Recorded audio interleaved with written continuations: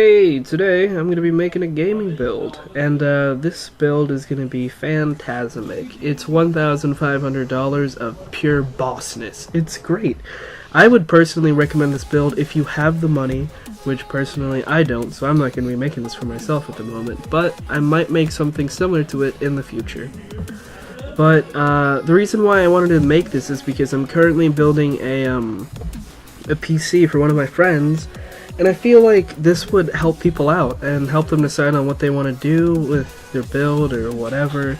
You know, even people who aren't really techies should definitely try and build a computer at least once with a friend or something. So, this is just going to be the build that I think is great for $1,500. Let's get into it. For the processor, the brain of the builds, the noggin of the case, I'm going with a Intel i5-4670K, and I'm going with this one instead of AMD simply because it just completely outperforms any AMD processor at the moment in this price range.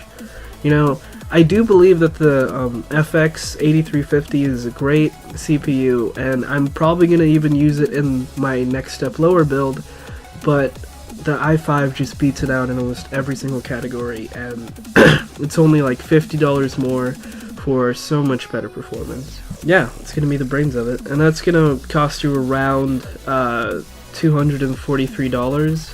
And so, here we go. For the cooler that's going to keep that CPU nice and cold is the Corsair H100i. I'm using this because it's just a great enclosed water cooling solution. You don't have to do water cooling yourself. It's pre-packaged, pre-done, and that's going to run you about $100. And the only downside to this cooler are the fans. And because of that, I'm spending some of the budget to get two Noctua NF S12A PWM 120mm fans, and each of those is going to cost you around $15, so that's going to add around $30 on the budget. But these fans are amazing. Completely quiet, just extremely amazing. And accompanied with the case, this is basically going to be a completely silent build throughout. Like, you won't even know when this computer's on, and that will be amazing. So next up, I'm going to be going to the motherboard. With my motherboard, I'm going to be getting an MSI Z87 G45 Gaming ATX motherboard. This motherboard is amazing. There's so many great features incorporated into it. For one, it has an overclocking button that you literally click it and your whole build gets overclocked, which is fantastic. It also on the back has an Ethernet port that is said to like reduce lag when you're playing, which is very important if you're like a huge online gamer, like if you're really into like League of Legends, Battlefield 4, you know, Guild Wars 2, any games like that. That's going to cost you around... For the RAM, I'm going to be going with a Team Vulcan 8GB DDR3 1600 MHz memory RAM. And this thing is highly recommended on Newegg. It's going to cost you around $75, and before it was costing around $64, but you know, prices change, especially with RAM and your graphics card. Those two things will definitely change all the time. Like, those things change constantly. They can either go extremely down, extremely high. I mean, it's all based on the market and what people are using it for. Next up on my build, I have PNY Optima 240GB SSD. This thing is amazing. Performance-wise, it performs about as good as your everyday SSD, but the real kick is the price. $109 for a 240GB SSD. That is ridiculous. That is unheard of, almost. And the reason why I'm going with this over like maybe one that has higher reads and write speeds or something like that is simply because you are getting almost the exact same performance. You know, a couple hundred megabytes doesn't really matter when you're talking about SSD unless you're really going for performance. If you're going from a hard drive to this, you will definitely see a difference. You'll see a dramatic you'll see a dramatic difference. Dramatic and fantastic difference.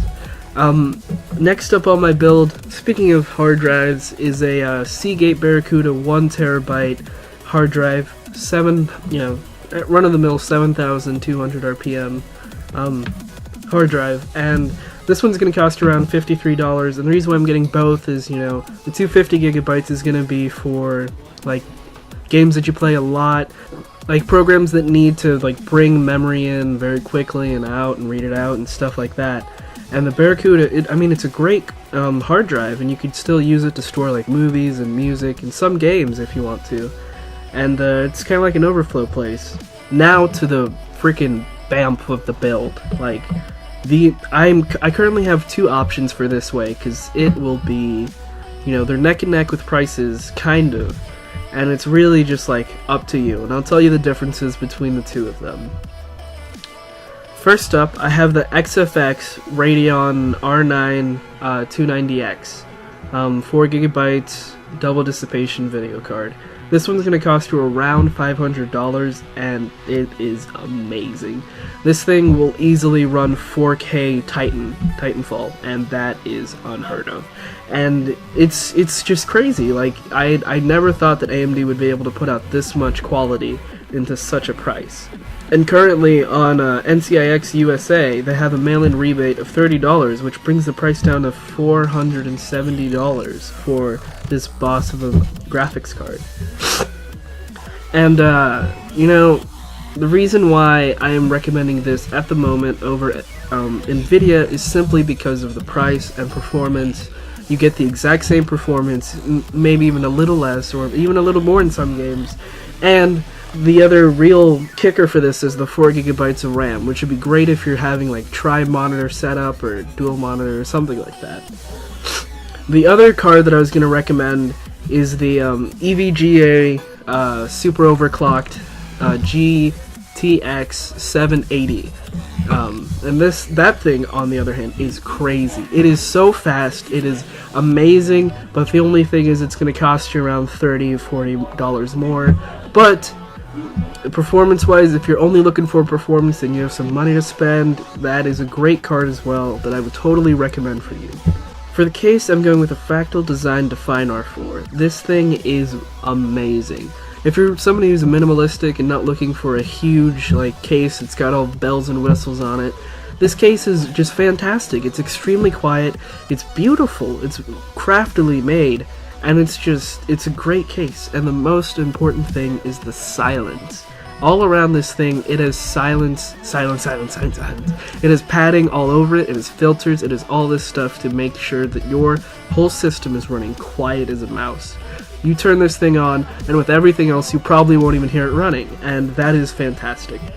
I highly recommend that you get this case, because, although it costs a little more than your other cases, it's going to cost you around $116 on Amazon. The prices change, it could go down, it could go higher, and prices change, that's all I have to say. But this case is wonderful, and I highly recommend it. My brother has this in his build, and he loves it, and I've heard it, and I've actually heard him turn it on and not hear it running at all. He was playing Battlefield 4 at Ultra, and I couldn't even hear the thing running, and that is crazy.